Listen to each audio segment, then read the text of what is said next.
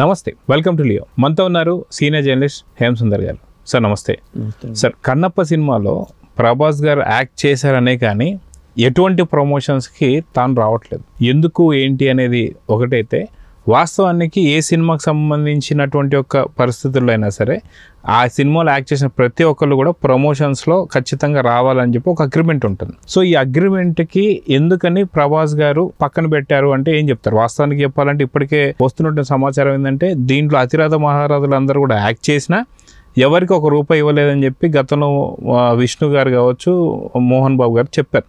So అందుకు కారణమా? So వస్తున్నటువంటి ఒక ఎవరైతే బ్రహ్మానందం గారు కావచ్చు, అలీ గారు కావచ్చు, వీళ్ళందరూ రావడానికి గల కారణాలు ఏంది? ప్రభాస్ ఎందుకని రావడం లేదని పెద్ద చర్చ. రేపు రిలీజ్ కాబోతున్నటువంటి ఈ సినిమాకి ప్రభాస్ రాకపోవడంతో సరైనటువంటి ఒక టికెట్ బుకింగ్స్ కూడా సరిగ్గా లేవు. సో ప్రభాస్ గారు చాలా అసంతృప్తితో ఉన్నారని చెప్పి అంటున్నారు. మీరేమంటారు? ఆయన అసంతృప్తిగా ఉన్నారో లేదో మనకు తెలియదు, కానీ ఒక సినిమాలో యాక్ట్ చేయించినప్పుడు ఖచ్చితంగా ఆ సినిమాలో ప్రమోషన్స్కి రావాల్సిన బాధ్యత ఆయా నటుల మీద ఉంటుంది.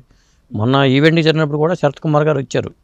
ఇప్పుడు మోహన్ లాల్ గారు రాకపోయినా శరత్ కుమార్ గారు వచ్చారు. మిగతా వాళ్ళందరూ దాదాపు వస్తూ ఉంటారు. ఇప్పుడు ఏ సినిమాలు నటించకపోయినా ఆ సినిమా సరిగ్గా అప్రోచ్ అయితే చిరంజీవి గారు కూడా వచ్చి ఆ సినిమాని భుజం మీద మోస్తారు. సాధారణంగా మన కుబేరా విషయంలో అదే జరిగింది.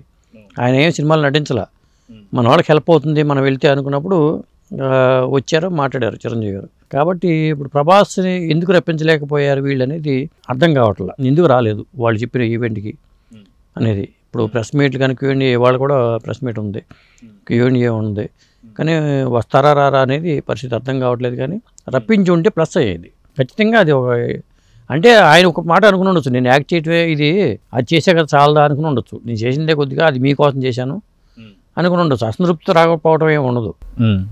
అంటే అగ్రిమెంట్ ఒకవేళ ఖచ్చితంగా రాసుకుని ఉంటే ప్రతి ఒక్క ఆర్టిస్ట్ కూడా అసలు అగ్రిమెంట్ ఉందని నేను అనుకోవట్లా. అదే చెప్తున్నా. సో అగ్రిమెంట్ ఉంటే ఖచ్చితంగా రావాల్సినటువంటి ఒక స్థితి ఉండేది. కానీ అగ్రిమెంట్ అంటూ ఏది లేదు కాబట్టి ప్రమోషన్స్కి ప్రభాస్ గారు రావట్లేదని చెప్పి అనుకోవచ్చు అంటారా? ఇప్పుడు ఆ సినిమాలు నటించడమే పెద్ద ప్రమోషన్ అని ఆయన అనుకుంటారు కదా. ఇప్పుడు ప్రభాస్ అనుకుని ఉండొచ్చు, నేను ఈ సినిమాలు నటించడమే పెద్ద ప్రమోషను, నేను ఇంకా ప్రమోషన్కి వెళ్ళటం ఏంటి అనేది. ఇంకొకటి ఏంటంటే రెమ్యునరేషన్లో కట్టరా ఉంది, ఆ ప్రకారం అగ్రిమెంట్ ఉంటే కంపల్సరీగా వస్తారు. ఆయన అడిగారు కాబట్టి, మోహన్ గారు అడిగారు కాబట్టి ఆయన కోసం సినిమా చేస్తున్నాను అనుకున్నప్పుడు, ఇప్పుడు పెదరాయుడు సినిమా విషయానికి వచ్చేసరికి రజనీకాంత్ గారు నటించారు. ఆ పాత్ర చాలా హైలైట్ అయింది. ఆ సినిమా అంత పెద్ద హిట్ అవ్వడానికి రజనీకాంత్ మాత్రమే కారణం అనుకోవడానికి లేదు, ఎడిషనల్గా యాడ్ అయింది అంతే. ఇదే మాట డైరెక్టర్ రవిరాజ్ ఫినిచర్ గారు కూడా అన్నారు. కాకపోతే ఆ కథ దానికి చాలా పోటీ ఉంది. పోటీ ఉన్నప్పుడు రజనీకాంత్ గారు ఇన్వాల్వ్ అయ్యి ఆ పోటీ నుంచి గట్టికిచ్చి ఈయన మాట్లాడుకుని ఆయన ఇన్వాల్వ్ అవడం వల్ల వేరే వాళ్ళు అడ్డం రాల, అది హెల్ప్ అయింది. ఆయన యాక్ట్ చేసినందుకు ఈయన రెమ్యునరేషన్ కూడా ఏం తీసుకోవాలా, తీసుకోపోతే ఆయనకి చేతికో కాలుకో ఏదో కడియం ఏదో పెదరాడి కడియం అని చెప్పి చేయించారు. అప్పుడు వార్తలకు వచ్చింది కూడా అది. అంటే అట్లా ఫ్రెండ్షిప్ మీద చేశారు అది. ఇది కూడా అలాగనుకోవటమే. అది దాని తర్వాత ఆయన అన్నాడు కదా, మంచు విష్ణు కూడా అన్నాడు, మీ వెనకాల నేను ఉంటానని అన్నారు. కాబట్టి రేపు ఏదన్నా ఉన్నప్పుడు అవకాశం ఉన్నప్పుడు మరి ఈయన కూడా యాక్ట్ చేసి ఆయన సినిమాల్లో చేస్తారో తెలియదు. మీరు అన్నట్టుగా ఏదైతే మోహన్ బాబు గారికి రజనీకాంత్ ఒక పెద్దరాయుడు ఎలానో, అదేవిధంగా మంచు విష్ణుకి ప్రభాస్ ఒక కన్నప్ప, ఆ విధంగా అని చెప్పి అనుకోవచ్చు అంటారా? సేమ్ అదే థియరీ. ఇక్కడ ఏమవుతుందంటే, ఇప్పుడు వీళ్ళందరూ యాక్ట్ చేశారంటే కారణం ఏంటి?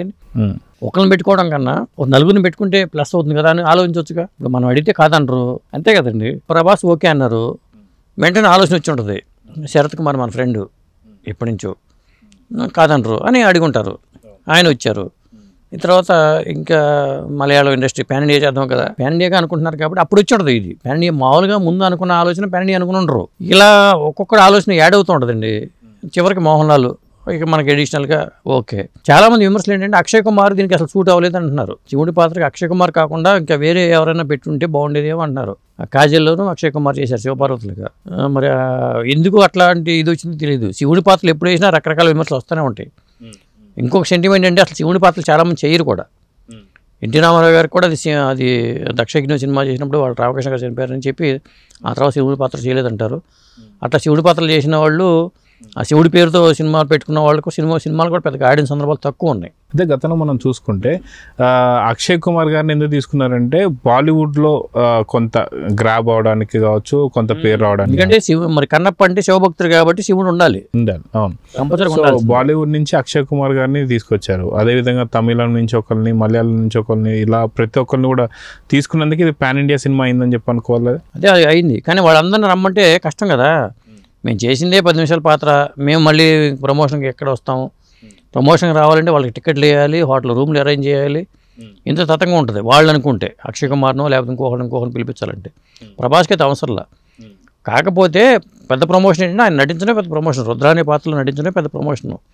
అది కేవలం ఆయన మౌనబాబు కోసం చేయటం తప్పితే వేరే ఏమీ కాదు. సినిమాకి సంబంధించి ప్రభాస్ గారు ప్రమోషన్స్కి రాకపోవడం వల్ల కొంత అనుమానాలు అయితే క్రియేట్ అవుతున్నాయి. అవేంటి అంటే ప్రభాస్ గారికి కూడా తెలుసు ఈ సినిమా కొంత ఏదన్నా మిక్స్డ్ టాక్ కావచ్చు, లేదంటే మిస్ఫైర్ అయ్యే అవకాశాలు ఉంటే మళ్ళీ ఇబ్బంది అవుద్ది, కాబట్టి యాక్ట్ చేసినంత వరకు సరిపోతుంది, దాని తర్వాత ప్రమోషన్స్కి రాలేను అన్న కొన్ని ఊహాగానాలు అయితే ప్రమోషన్స్ రాకపోవడం వల్ల బయట ప్రజలైతే అనుకుంటున్నారు. సోషల్ మీడియా క్రియేట్ చేస్తుంది అనుకుంటున్నాను నేను. అది సో ఓవరాల్గా ప్రభాస్ గారు ఏదైతే ప్రమోషన్స్కి రాకపోవడం వల్ల అందుకే టికెట్ బుకింగ్స్ కూడా సరిగ్గా జరుగుతలేదు. రేపు రిలీజ్ కాబోతున్నటువంటి ఈ సినిమాకి సంబంధించి ఇప్పటికే సరైన బుకింగ్స్ లేవు అని చెప్పేసి అంటున్నారు. మొత్తానికి ఎన్ని థియేటర్స్కి బుకింగ్స్ ఓపెన్ చేశారు? టికెట్ బుకింగ్స్ ఎలా ఉన్నాయంటే బుక్ మై షో చూస్తే నిన్న ఓపెన్ చేశారు, బుధవారం నాడు ఓపెన్ చేశారు. అసలు ఎప్పుడైనా ఇంత పెద్ద సినిమాకి వారం ముందు చేస్తారు, నిన్న ఓపెన్ చేశారు. అయితే స్లోగానే బుకింగ్స్ అయితే ఉన్నాయి. ఇప్పుడు టాక్ వచ్చిందనుకోండి, ఆటోమేటిక్గా ఫ్రైడే, శనివారం, ఆదివారం కలిసి వస్తే ఏముందండి ఆటోమేటిక్గా. అదే కాక గతంలో కూడా అన్నారు మంచు విష్ణు గారు 1 ఫ్రైడే చాలు అని చెప్పి. ఆ ఫ్రైడే రేపు 27వ తారీఖు ఫ్రైడే 100 కోట్లు వచ్చిందనుకోండి. ఎందుకంటే లక్ష్మీదేవికి సంబంధించిన వారం ఫ్రైడే అంటే శుక్రవారం. రేపు 100 కోట్లు వచ్చినాయి అనుకోండి, సినిమా ఆటోమేటిక్గా హైప్ వచ్చినట్టే. ఫస్ట్ డే కలెక్షన్స్ అది.